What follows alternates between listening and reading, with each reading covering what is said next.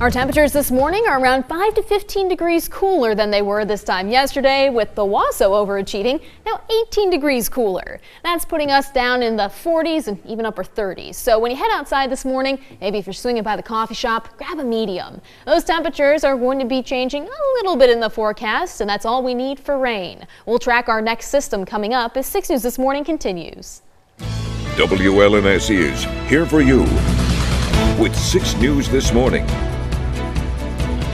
A man is dead and a police sergeant is in the hospital this morning following a shooting and police chase in Jackson County. Good morning, Mid-Michigan. It's Thursday, November 7th. I'm Jorma Duran. And I'm Megan Vaselli. Thank you so much for joining us. 6 News is here for you now with this morning's top stories. Multiple law enforcement agencies are currently investigating a shooting involving numerous officers that ended up with the suspect being killed. The Lenawee County Sheriff's Office says it started around 4:30 yesterday afternoon when a man shot his brother in the hand. Officials say a tracking device was placed on the suspect's vehicle, a maroon van, allowing police to follow its path into Jackson County. Officers then located the van on the northeast side of the city, but as they got close to it, the suspect sped off. Jackson County Sheriff Gary Schutte says it took less than a minute for the suspect to start shooting at police. One bullet ended up going through a Jackson police sergeant's arm and then into his body. During the shootout, the 31-year-old suspect was shot. He was taken to the hospital where he was later pronounced dead. The Jackson police officer who was shot was also taken to the hospital and is currently listed in good condition. Supporters of legislation they believe will boost prison safety will gather at the state capitol this morning. Family members, students, and many others will urge House Speaker Joe Tate to release the legislation that's currently on hold. Speaker Tate placed Senate Bill 493 on hold back in February, despite its quick and unanimous vote out of the Senate. Supporters say the bill would increase transparency and accountability in the Michigan Department of Corrections by allowing more people, including inmates' family members, to file complaints for independent review. It would also implement accessible procedures and data reporting within the prison system. Also happening today, and in honor of the upcoming Veterans Day holiday, the city of East Lansing, along with the Lansing-based 1st Battalion 24th Marines, will host a wreath-laying ceremony at the city's Medal of Honor Memorial and Veterans Monument.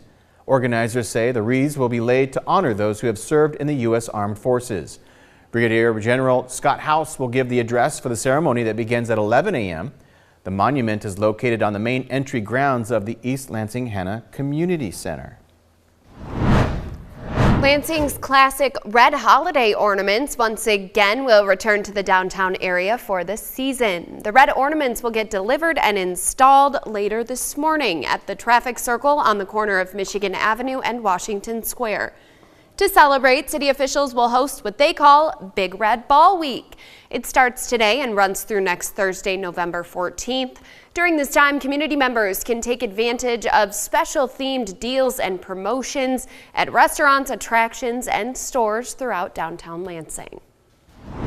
This past election has turned out very well for Republicans, and not just at the national level. The GOP now has the majority in the state House of Representatives, ending a brief stint of total Democratic control of Michigan's government. Republican State Representative Brian Postumus says taking back control of the chamber will give his party the opportunity to stop Governor Gretchen Whitmer's agenda and implement a more conservative plan for Michigan.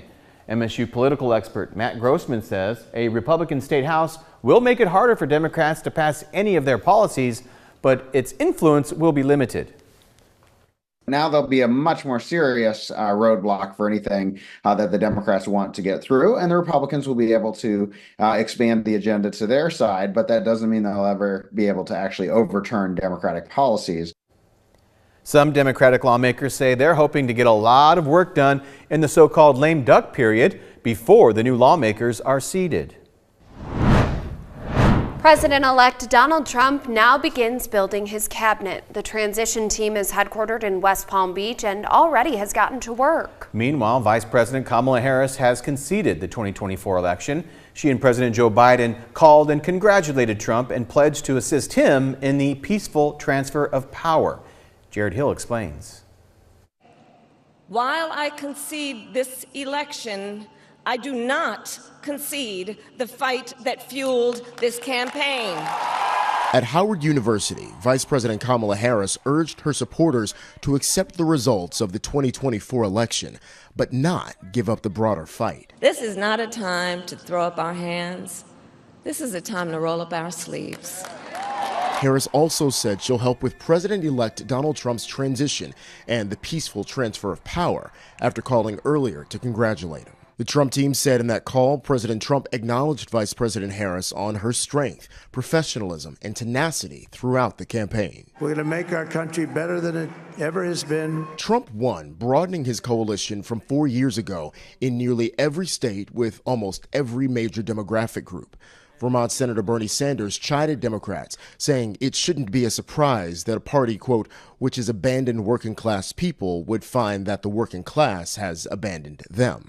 President Biden will address the nation today. In a statement, he praised his VP as a tremendous partner and public servant. Biden's team says the president also congratulated Trump on the phone, inviting him to the White House. Certainly a happy day for the GOP. On Capitol Hill, the Senate's top Republican took a victory lap yesterday, with the election flipping the upper chamber to GOP control. Republican leaders in the House are also claiming victory, though votes are still being counted to determine whether the GOP will have a full mandate in Washington. Jared Hill, CBS News, Washington, D.C.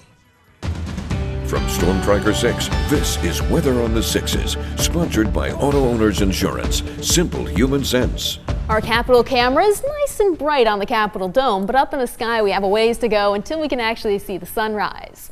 Now we do still have some clouds left behind this cold front that's continuing to affect our temperatures. Yesterday our highs made it to 60, Minneapolis was 50, it was in the 30s over in Denver, and that's where they had plenty of snowfall. Even this morning it's in the teens over in Rapid City, whereas we're in the 40s. So clearly, even with the cold front that moved through, it's not enough to drop our temperatures to what they're seeing out west. They're dealing with snow in the Rocky Mountains and over towards the east side of Colorado. You're going to have the system likely just hover around there for a little bit longer, and then eventually we'll have another system move up towards us.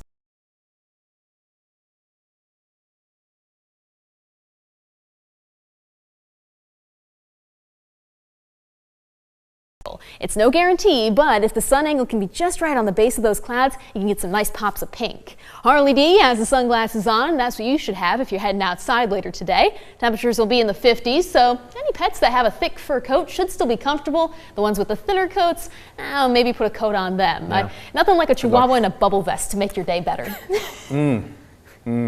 I'm visualizing that right now.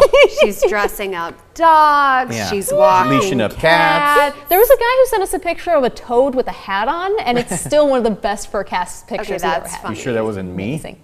I mean, it could have been. Sometimes, Look closely at the I picture. have Googled in the past, like, goats in overalls or like something about tiny animals shoes with tiny hats. That's funny. It's just...